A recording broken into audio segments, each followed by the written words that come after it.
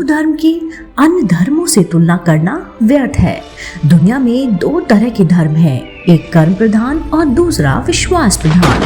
एक स्वदेशी और दूसरा विदेशी। एक स्वदेशी संस्कृति और परंपरा में रचा बसा और दूसरा विदेशी परंपरा से लदा हुआ है। अब ये समझना या समझाने की बात नहीं है कि मूलन हिंदू, बौद्ध, जैन और सिख धर्म तीनों का ही एक ही मूल से जन्म है।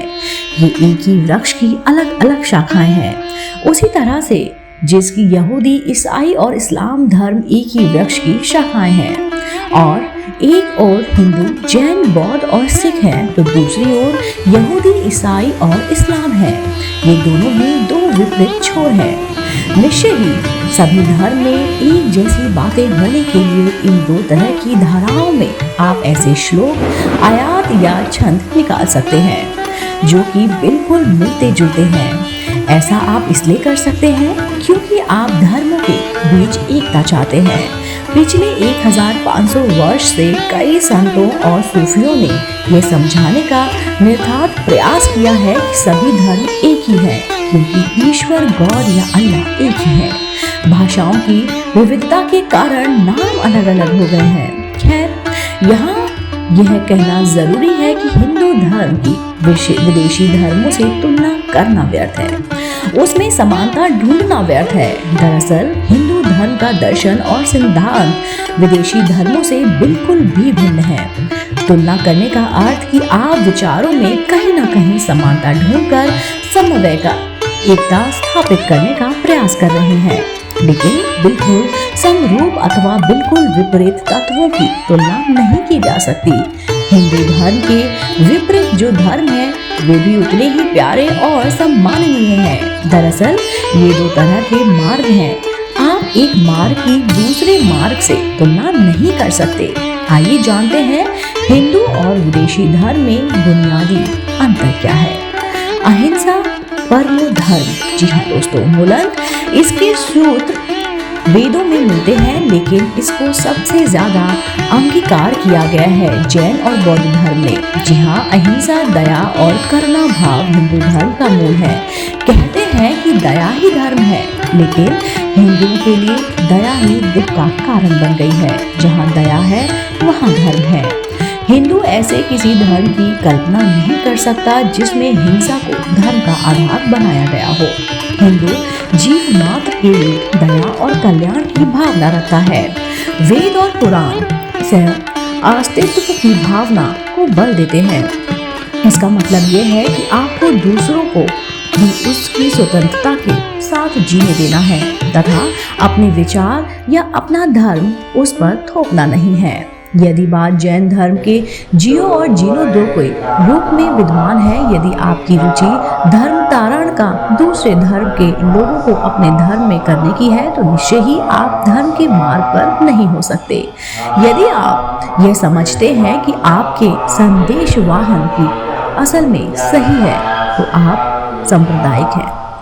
आत्मा की अमरता। जी हाँ दोस्तों, हिंदू धर्मानुसार आत्मा का शरीर बदलता रहता है, लेकिन आत्मा अजर अमर है।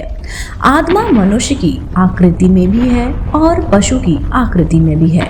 प्रत्येक प्राणी में आत्मा है। आत्मा अर्थात वह स्वयं जिसने शरीर धारण कर रखा है।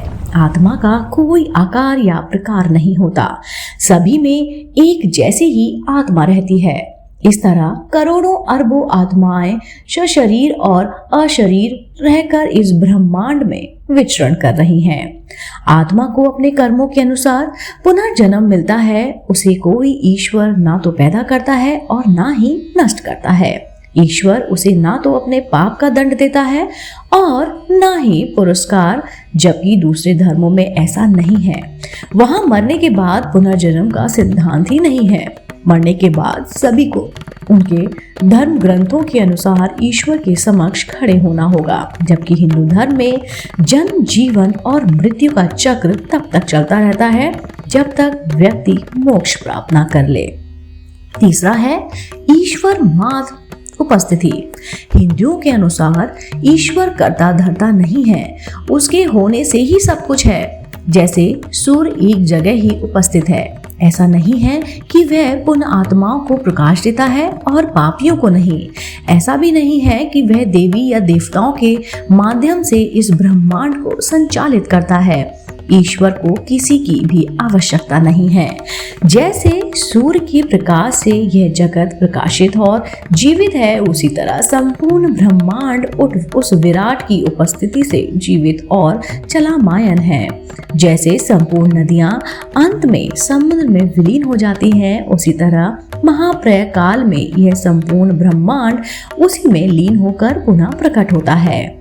जो लोग ईश्वर को मानते हैं वह उसी तरह है जिस तरह की किसी पौधे को अज्ञात स्रोत से जल मिलने लगा हो, या जिसके ऊपर से बादल हट गए हों और सूर्य की प्रकाश से वे प्रकाशित हो गए हों। जो लोग ईश्वर को नहीं मानते वे रेगिस्तान या किसी गुफा में उगे उस पौधे की तरह हैं जिसमें फूल या फल खिलने की संभावना कम होती है। चौथा है, नियम तो है लेकिन प्रतिबंध नहीं। जी हाँ दोस्तों, हिंदू धर्म में जीवन ही हर हरकत को नियम में बांधा गया है, लेकिन उन नियमों को मानने की बाध्यता नहीं है। बगैर सिला एक ही वस्त्र पहनकर मंदिर में जाने का नियम है, लेकिन इसके लिए कोई बाध्यता नहीं है। प्रत्येक व्यक्ति में भगवान होने की संभावना छुपी हुई है, इसलिए उसे धर्म संबंधी अपने दर्शन को अभिव्यक्त करने की छूट है। इसलिए हिंदू धर्म में हजारों दार्शनिक हैं। जी हाँ, दार्शनिक हैं। उन धर्मों से कई अन्य धर्मों की उत्पत्ति होती गई और हजारों संप्रदाय बनने लगे। सभी वेद पर कायम है। जो वेद सम्मत नहीं है वह हिंदू धर्म का हिस्सा ही नहीं है।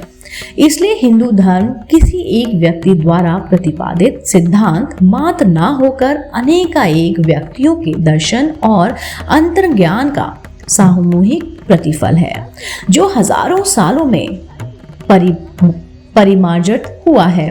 वेद किसी एक ऋषि की देन नहीं है, लगभग 400 से अधिक ऋषियों का ज्ञान उसमें संग्रहित है। निश्चय ही भगवान श्री कृष्ण ने गीता में उसका सार तत्व कह दिया है।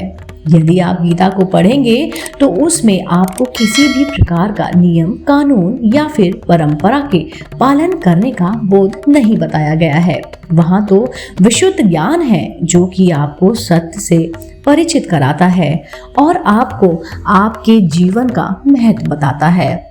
धार्मिक किताबों में कानून नहीं है, ड्रेस कोड नहीं है। हिंदू धर्म के अनुसार व्यक्ति का आत्मिक विकास महत्वपूर्ण होता है, इसलिए व्यक्ति स्वतंत्रता महत्वपूर्ण है उसके लिए। उन लोगों के लिए खान पान पर प्रतिबंध है जो कि परिव्राजक, सन्यासी या मुमुक्षु है। सांस्कारिक लोग कैसे कपड़े पहनते हैं, कैसा भोजन करते हैं और क्या पीते हैं क्या नहीं, इस पर कोई कड़ी प्रतिबंध नहीं है। सिर्फ एक सुदेश और संदेश है कि क्या खाने या क्या पीने से क्या नुकसान हो सकता है या कैसे कपड़े पहनना चाहिए जिससे कि अच्छे भावों का विकास हो सके। हिंदू धर्म मूलन आपके निजी जीवन में दखल नहीं देता।